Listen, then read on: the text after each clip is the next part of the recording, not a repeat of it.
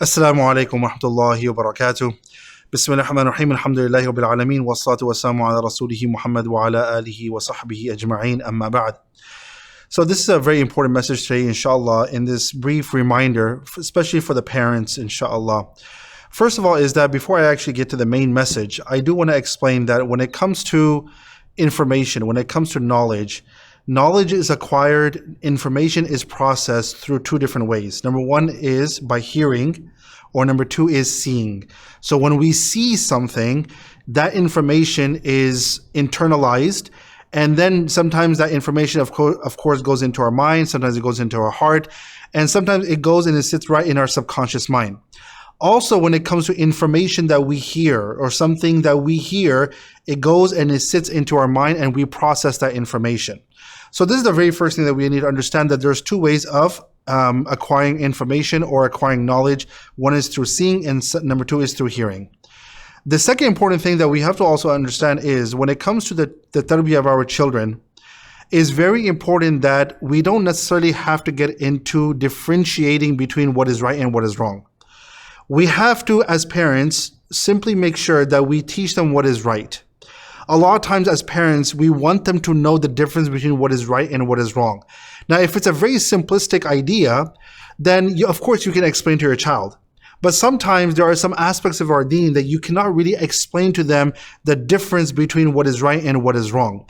So in that situation, as parents, it is absolutely essential, part of the tarbiyah of our children, that we instill within them the affirmative matters regarding our deen. Who Allah subhanahu wa ta'ala is. What is our deen?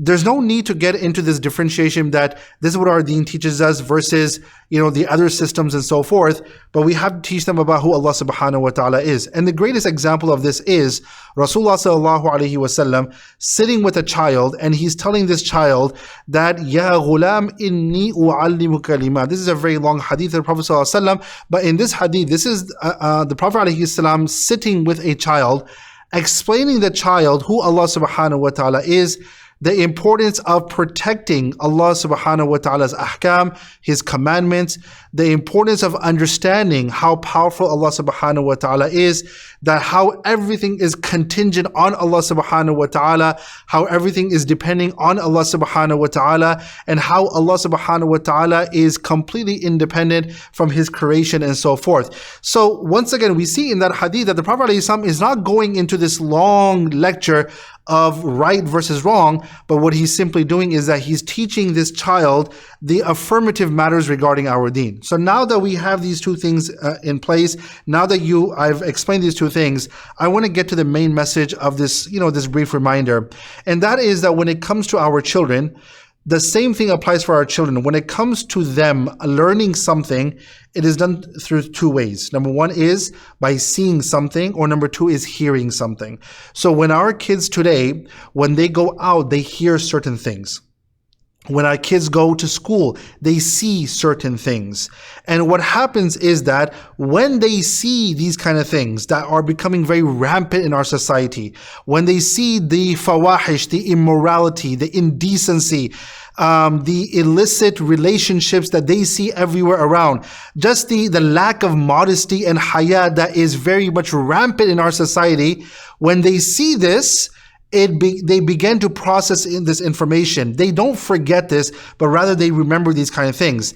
Likewise, they begin to hear certain things that people are saying, which is starting to become the norm of our society. Now, having said that, what we need to do as parents is, something that's very important is, that when it comes to our children, and part of their tarbiyah is that we make sure that, number one, we keep a very close eye on what they are reading. Because what they are reading is they're looking into the book, they're reading information, and they're internalizing it.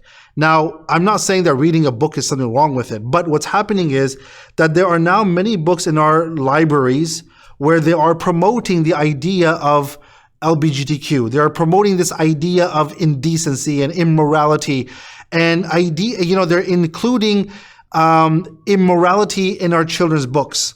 So as parents, first of all, is that when your children go to the library and they pick up books, it is part of our responsibility as parents that we vet out and we go through the books that they want to read. If your child wants to read a book that you have absolutely no idea what it is, then it is your job and your responsibility that you do your simple research that what is this book about. Now, I will say this, there are many books that our children are reading today in schools that perhaps you and I as parents who grew up here in this country have probably read in our schools too. And you know that they're absolutely clean, they're pure, they're kosher, there's nothing wrong with them. There's nothing wrong for your kids to read those kind of books. But the point I'm trying to make is that number one, when it comes to books, it is very important that we know what our kids are reading. Now, you think that, okay, when it comes to books written by Muslims, okay, you know, we should be okay there. And unfortunately, that's not the situation. I recently came across a message that was sent to me by someone that where there was a book written by a Muslim woman who is writing about a character, a Muslim character who is in a hijab, and she introduces herself that she is gay. Now, once again, these are ideas written, or these are books written by Muslims. These kind of books, they have a girl on it with a hijab on it. You would think as a Muslim parent that this has to be a good, legit book. But unfortunately, now we do have Muslims who are writing these kind of books. So therefore, it becomes our job and our responsibility that we make sure that we go through and we do our research on the books that our children choose to read. That's number one. Number two is, because once again, we're talking about how they take in information. Our kids watch a lot of TV. They watch a lot of YouTube. They watch, and there's so many other, ways of watching films and TV shows and so forth.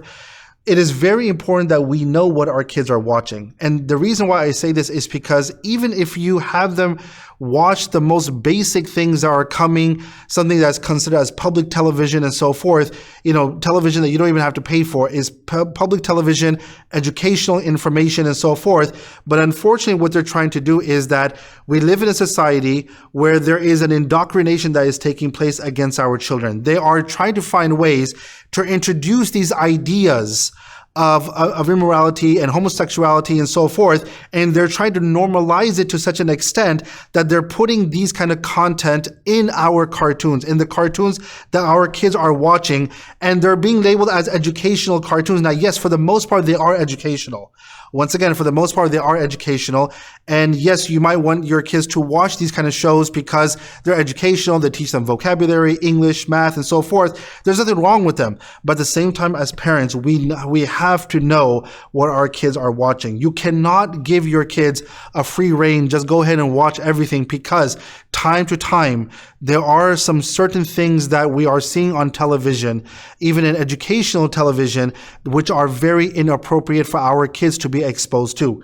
In fact, when it comes to even movies, a lot of our parents, we let our kids watch any kind of movie they want. No, even when it comes to, first of all, when it comes to adult movies, in the sense like where they are like, adult movies in the sense like where, adults would watch them, that, they have a story, there's a fictional story and so forth.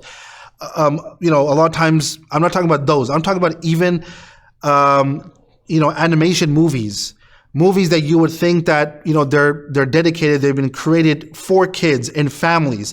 Especially if you look at the family genre, you'll find many movies in there, especially animated movies.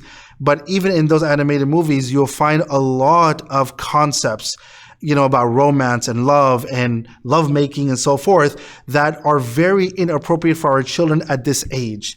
And so therefore, it is absolutely important for our parents that we make sure that we know what our kids are watching.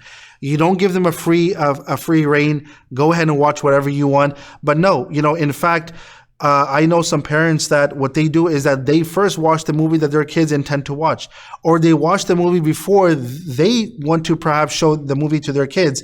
And in that way, they make sure that if it's kosher, if it's absolutely fine, no problem with it. But we have to be very careful as parents to know what our kids are watching. Once again, brothers and sisters, when there is a fasad, when the aqidah becomes corrupt, when the morals become corrupt, when the ideology becomes corrupt, our simple ideology and our understanding about Islam, it becomes corrupt not overnight, but slowly and gradually. This has been the principle throughout history, that when corruption comes, it does not come overnight, but it comes slowly and gradually. So when our kids are reading something, or they are reading something, they're watching something, so we have to, in those kind of situations, once again, that's why I explained the first part was that how we internalize information, but then the next part is that we don't have to get into this debate that why am I not showing them this cartoon, or why am I not letting them watch this TV show. We don't have to get into this debate at that time, because they are so young that they may not understand the hikmah of you not letting them watch that TV show, or you not letting them read that particular book and so forth. You don't have to get into that debate at that time, because their minds are not mature enough to understand this.